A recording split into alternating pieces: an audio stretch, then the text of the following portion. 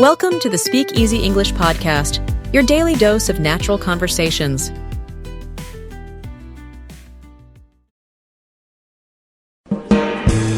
Hello, English learners. Welcome back to English Pod. My name is Marco. And I'm Erica. And today we're bringing you the 8th part of our dramatic, romantic love story, I'm Sorry, I Love You. That's right. We're coming close to the end of this story, aren't we? Yeah, we're coming close to the end and we still have a lot of interesting things going on, so I wonder what's going to happen. Well, I can tell you that today's lesson involves this word, which we'll hear in Vocabulary Preview. Vocabulary Preview. So today we're just going to look at this one word, spy. A spy. A spy. Spy. All right, so we probably know famous spies like James Bond. Or Austin Powers. Right. So basically it's a person who is secretly trying to get information. About a government or maybe a business. Right. So that's a spy. Now the verb, to spy. Same thing, right? Mm-hmm. To spy on someone, to spy on a company. Yep. So why are we talking spies and spying here on English Pod? Why don't we find out by listening to our dialogue?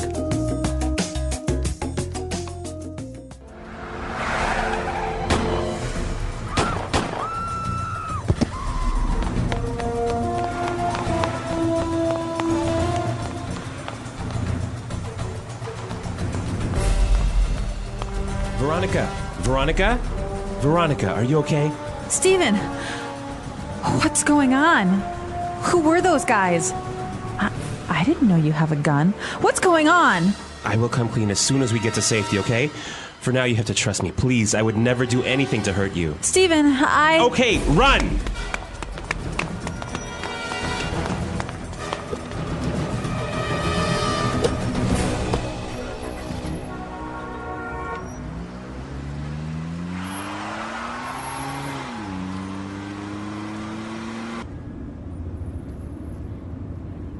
I haven't been completely honest with you, Veronica. I'm sorry.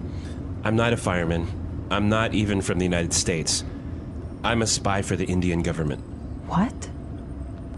Why didn't you tell me before? What are you doing here? When I was a young boy, I used to play cricket with my father back in my hometown of Hyderabad. It was a peaceful town, and my father was a renowned chemist. One day, he was approached by members of the CIA, claiming that my father had made the discovery of the millennium in his small lab back at the university, where he taught biochemistry. I never saw him again. I vowed to discover the whereabouts of my father, and consequently joined the Indian Intelligence Bureau. What does that have to do with those men shooting at us? And most importantly, why did you lie to me? I'm sorry. I wasn't supposed to meet you. I wasn't supposed to fall in love with you. But you have to believe me when I tell you that what I feel for you is real. I can't believe this. Why are all these things happening to me? I can't take it anymore. Let me out of the car. Veronica, wait!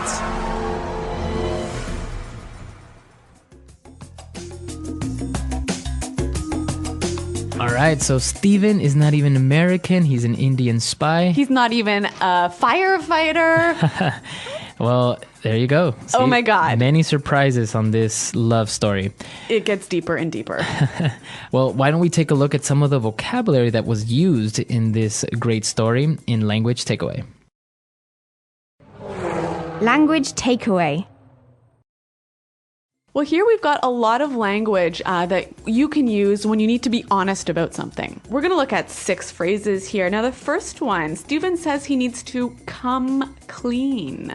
Come clean. Come clean. Right, so basically he needs to tell the truth. He needs to confess. Confess, right?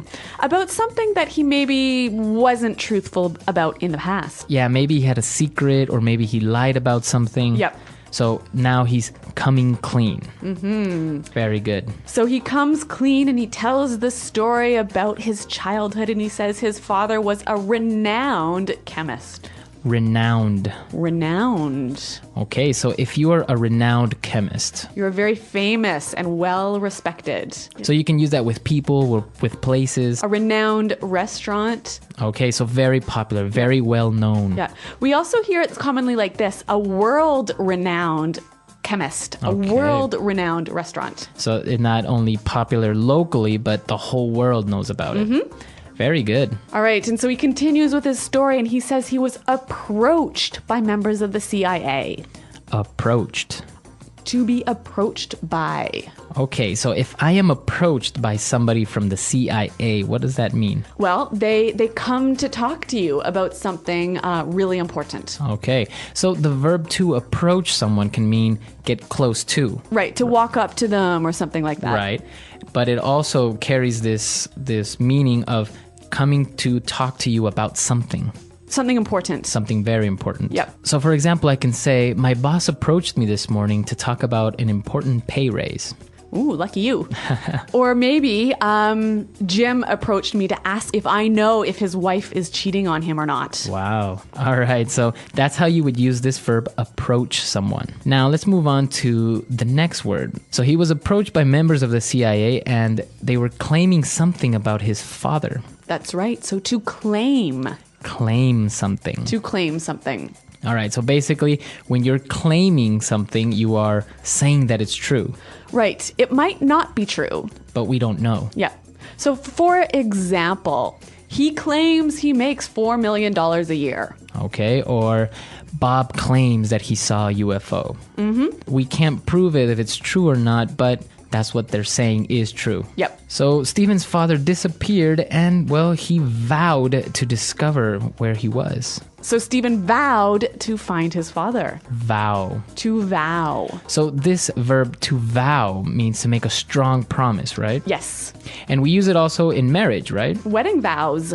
Wedding vows, which are basically promises. So if you vow something, you make a very strong promise. Yes, it's very, very bad if you break a vow. Oh, really? What happens? I don't know, probably thunder strikes you and you die. All right, so don't break your vows. Yeah. And the last word on language takeaway today, the whereabouts. The whereabouts. The whereabouts of his father. So the whereabouts is the location. The location. Kind of unknown location, right? Right. I think this is a great word for us to listen to some more examples. Example 1. The police don't have any information on the whereabouts of the murderer. Example 2. Currently, the whereabouts of the president are unknown. Example 3. You live in Toronto too?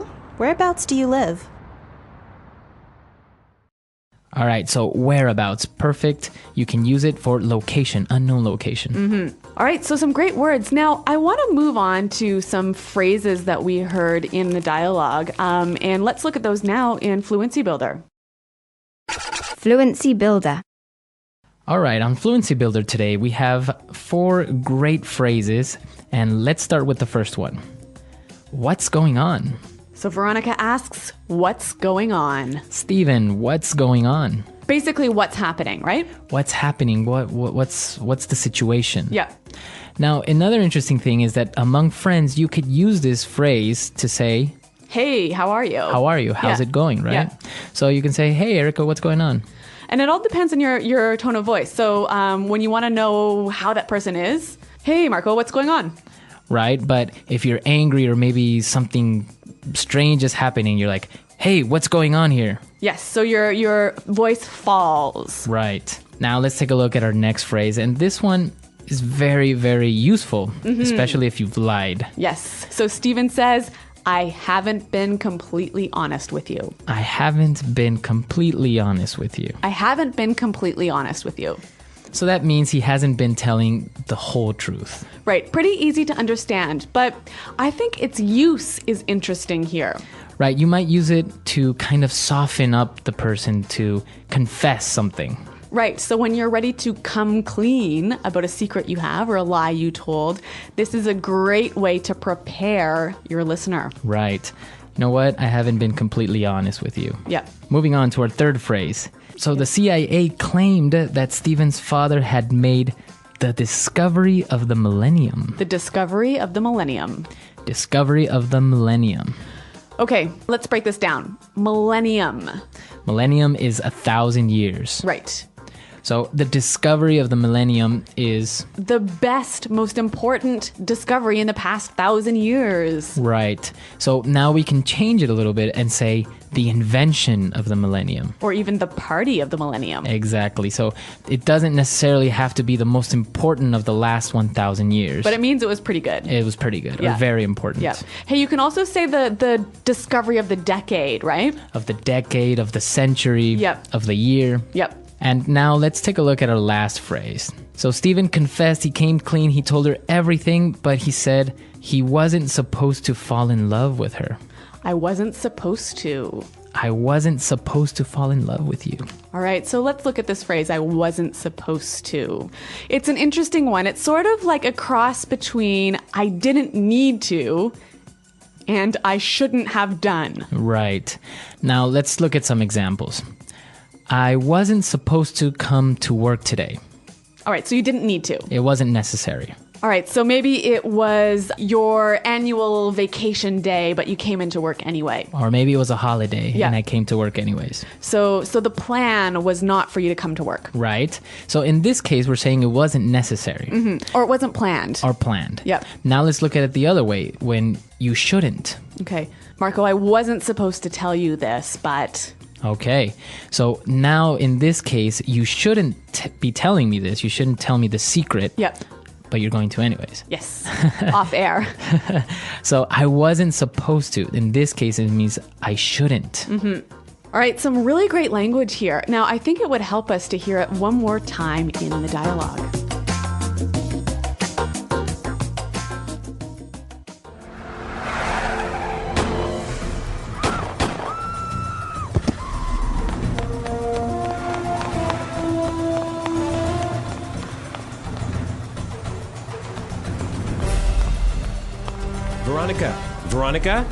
Veronica, are you okay? Stephen, what's going on? Who were those guys? I didn't know you have a gun. What's going on? I will come clean as soon as we get to safety, okay? For now, you have to trust me. Please, I would never do anything to hurt you. Stephen, Okay, run!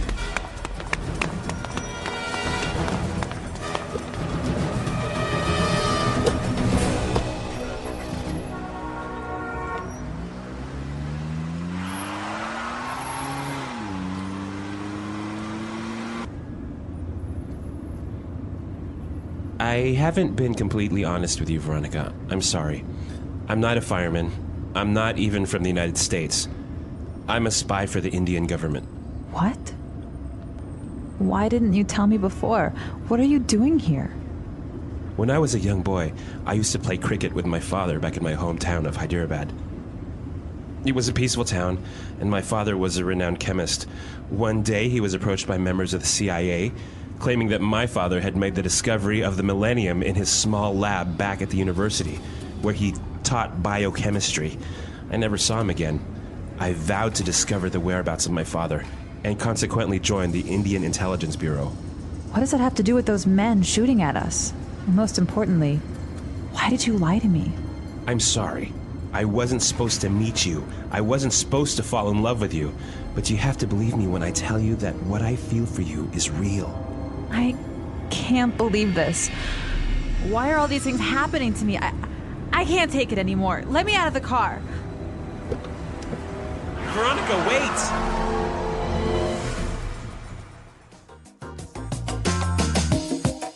Okay, great. So now we're getting close to the end of this series. So what's going to happen? Maybe Veronica's also a spy. Oh my God, I don't think I can handle that. All right, so we really need your suggestions. We need your ideas. We want to know how you think the series ends or how you would want it to end. Do you want it to be a happy ending? Or a tragedy. Or maybe action-filled ending? All right, well, we've got 2 lessons left in this series, so visit our website at englishpod.com and leave your suggestions. All right, guys, we'll see you guys there. And until next time. Goodbye. Bye.